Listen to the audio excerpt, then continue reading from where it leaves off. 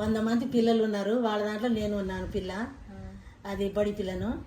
అయితే వాళ్ళు ఏంటంటే పద్యం ఉపజెప్పాలి బిడ్డలారా అని చెప్పిండు టీచరు.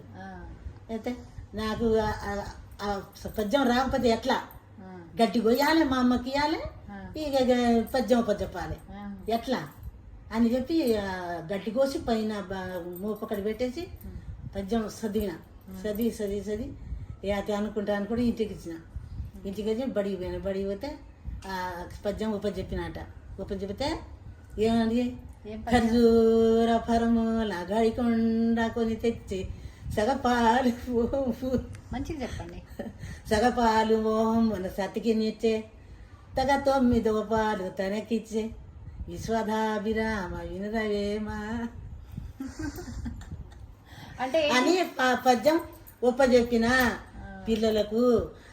ఆ టీచరు ఆ 10 మంది 20 మంది పిల్లలకు కూడా నా ఒక్కదాంతో చెంప దెబ్బ కొట్టించిండు. గుర్తు